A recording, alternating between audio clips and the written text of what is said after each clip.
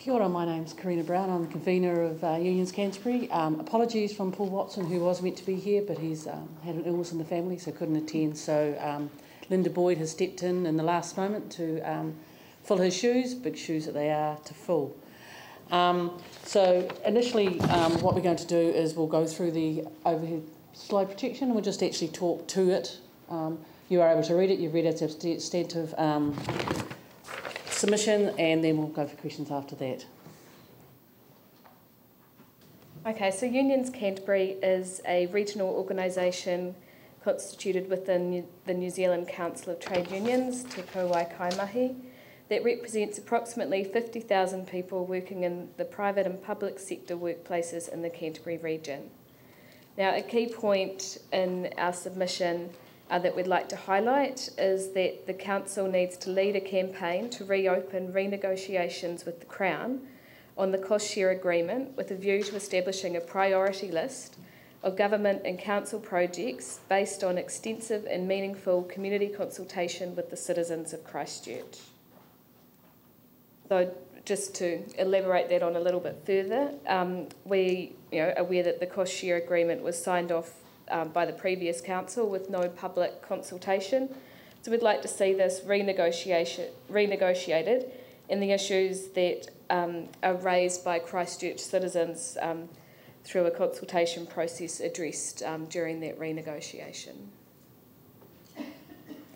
And so we'd also like to see the extent of the projects in terms of how many and the scale and the timing. For us, we know that currently we're running behind schedule and that it's a very full schedule that's actually in the LTTP for the next 10 years, and we think that that's a very good time now to actually look at that and see, okay, you've got more of an idea now over the last 3 or 4 years how long some of these projects actually take, and that we should actually then be looking at that retiming, because it's a full program in 10 years, and I don't believe what's in that program will be completed in the 10 years, so I don't think it needs to be costed in the 10 years because it's not actually going to be completed in that time. My understanding is you're already about $450 million behind project timing, and so that should we really look at the whole process should be re-looked at in a view of actually keeping the assets, because we don't believe that you necessarily have to sell the assets with the plan looking in July for things that still haven't actually yet been done, and looking at the other issue for us is that especially around the insurance and all that, there's a lot of things in there that the money isn't available. Though the money isn't in the plan, money is going to come in. So we really believe there needs to be a whole look at the consideration around how we look at the projects that are going ahead. And we put in there as an example what happened in Wellington in the 1990s, because there was a big issue there. We had one that was privatised, which was the electricity, and one that wasn't, which was the water. And the differences in how the approach has been with their maintenance and all that has been immense, especially since the electricity is now in its 3rd or 4th owner in that time. So even though strategically it started off as a partnership and then more and more of it sold off, until now it's completely privatised and it's in the same owners as some of the ones who run the ports and all that, and their main concern is profit, not people. And as Orion was quite clearly stated, who the Climate Ryan chair stated, he felt that we could do more because we were a community-owned council organisation that actually gave the people actually really believed in the community and believed in it to go forward. So I just wanted to raise those couple of issues. Okay, so any proposal by the Christchurch City Council to sell any significant assets, fully or partially, shouldn't occur unless full public disclosure occurs and Christchurch citizens have full opportunity to debate and make representations on these proposals. So the assets of the city have kept rates low and they provide real services and real return to the people of Christchurch. Unions Canterbury endorses the People's Choice Common Sense Plan as a preferred, viable and sensible alternative to options presented to date in the Christchurch City Council's long-term plan. So as we mentioned before, we really believe we need to have a review of the whole financial assumptions, and it should really focus on retaining management, ownership and control of its assets. We differ quite considerably from the last ones that actually presented and said we have to sell it for assets. We firmly believe we do not. We believe they're a very strong public good, and that we believe in the long term that any sale off of our assets is actually going to have a major impact on our rates and it is actually going to be, and as rates we all know, affects those of our lower income the hardest, and it's going to become really difficult for those people in those lower areas. We've already got excessive rents, we've already got, and those got costs that people are finding it difficult to bear, and we can see that the sale of our assets that bring in such a good income, 230 million over 10 years, that money's going to have to come from somewhere. Yes, we're not actually going to have, we're going to cut down the amount of money we have to borrow, but in the end of the day, we're going to end up losing assets that are actually ours. For strategic partnerships, Littleton was a prime example of what was almost going to be a strategic partnership, and that organisation would have actually used us as a feeder for another for the other ports, and it would not have been in the best interest in Christchurch. And I disagree that actually being partially selling some of our assets will enable us to become good feeders for other organisations. Using Queenstown as an example about that the CCEC did, I disagree with completely. And actually, if we could do that, then our best idea would be us to buy into Queenstown Airport rather than sell off some of our own. If that's seen, because we, in our own right, should be a major international airport. We shouldn't be seen as a feeder to Auckland. And I think that we have to look at our way that we actually can best retain our assets, and I think that requires a full financial assumption review, and that we need to actually be very careful if we look at things that are actually going to sell off what we as a community currently own, and which you as Christchurch City Councillors have been elected to actually look after, not necessarily to sell off.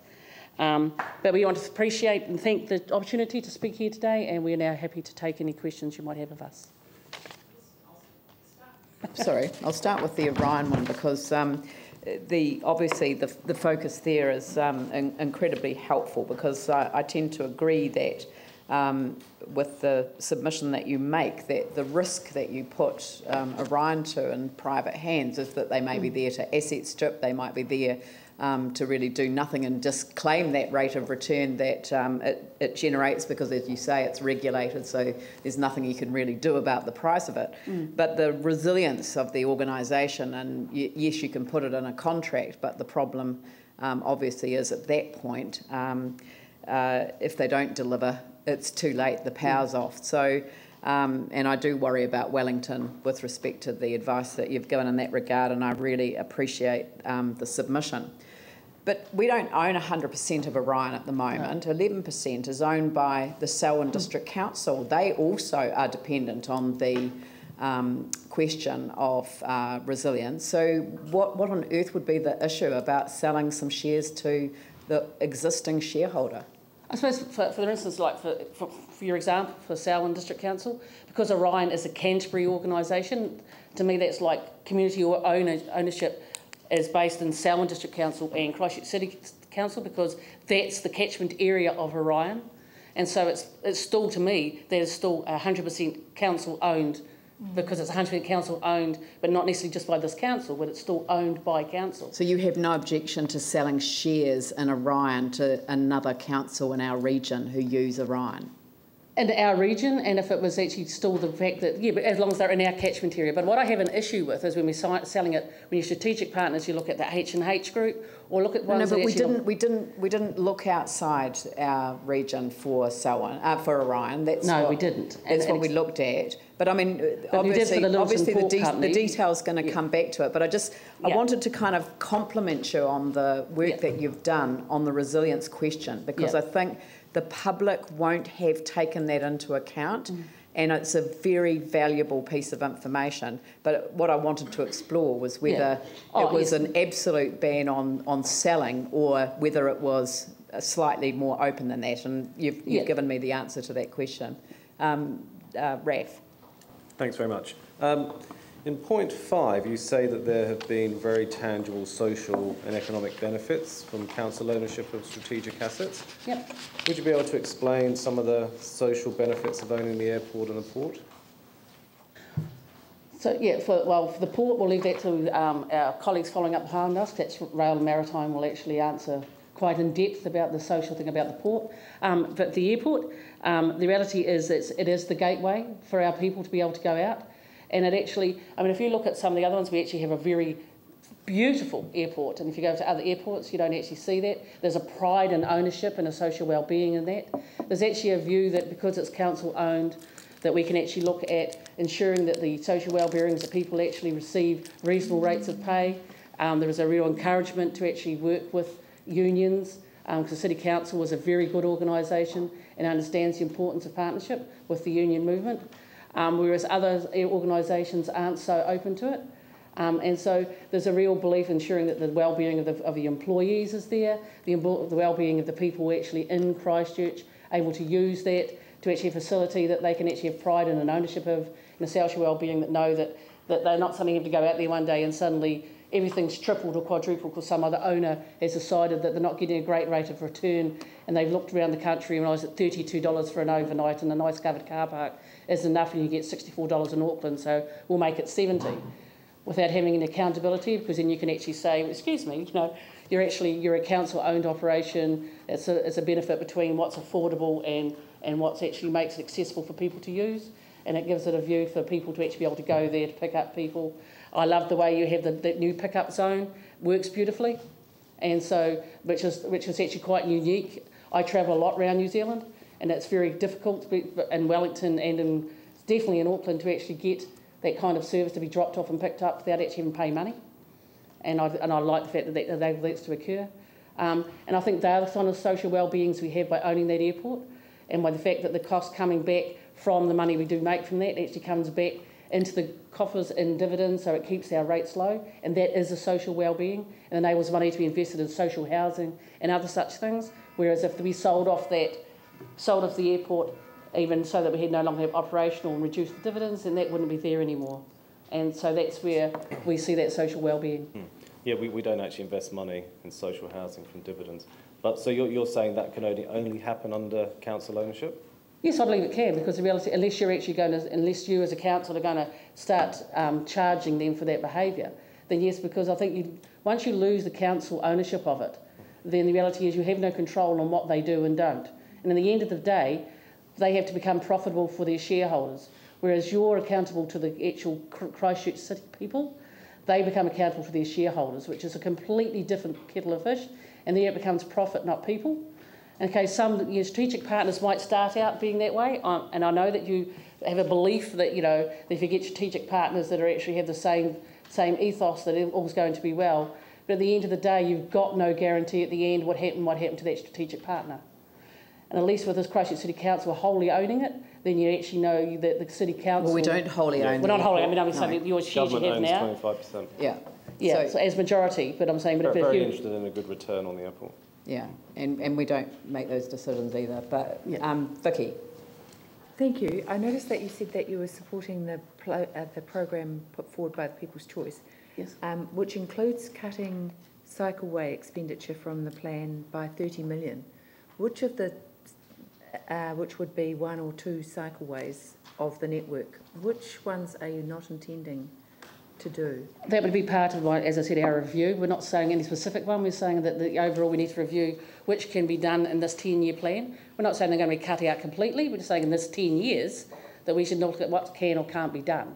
And the reality is, I believe what the People's Choice have said is, the reality is the amount of work that's being done, it's not all going to get done anyway. And I agree with that. I think looking at how the overruns we had on the Ferrymead Bridge and things like that, things once you actually start getting into them take a lot longer. So what I'm saying is we take the money out, $30 million the money out, because at the end of the day it's not actually going to be as, you're not going to get it all done in that 10-year plan. Are you just delaying the capital expenditure? Absolutely, it's delaying. But the plan actually says trimming it, like taking it out? It's trimming it from this 10-year plan. It's not trimming it from the plan. Next 10-year plan. Yeah, the trouble is that we've got a 30-year infrastructure plan that goes with it this time. And I think a lot of people haven't quite caught up with the fact that we've got a new model where we are required to take into account the 30-year infrastructure requirements of the city when we set our 10-year plan. And I know that can push out costs for later on, and I accept that. Because I think in 10 years' time... But we've been told by the Auditor General that we can't just push out all of the costs until after the 10 years. We're not asking you to... we're not asking you to push out all of them. That's why we're saying we're trimming them now. And I still think we can do that, because the reality is, okay, you can put them all in this 10-year plan.